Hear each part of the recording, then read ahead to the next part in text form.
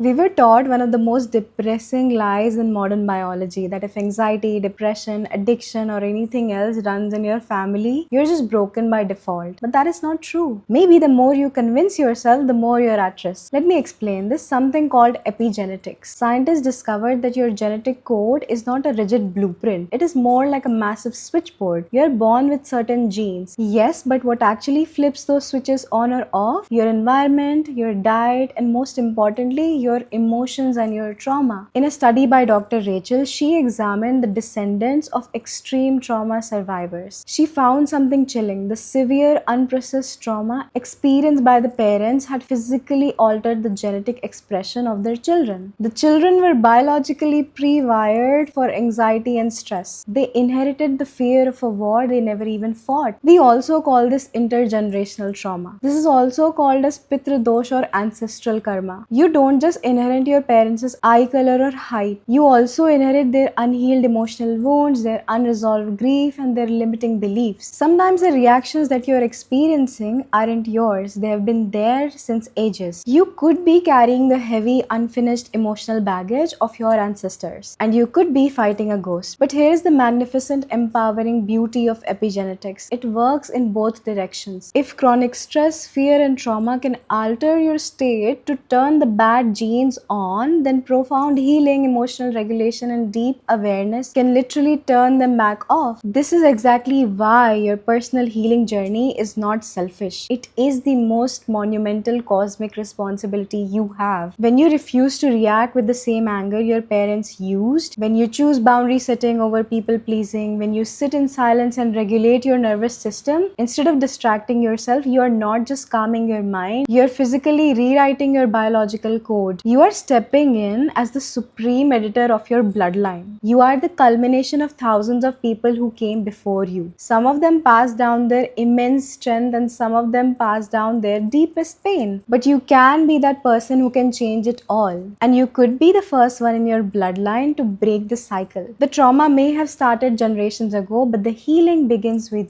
you. So if you see any specific patterns throughout the generations in your family, it is not random, believe me. It exists for a reason and you need to heal it. Let me know in the comments if you can see any of the repeating patterns in your family. Bye.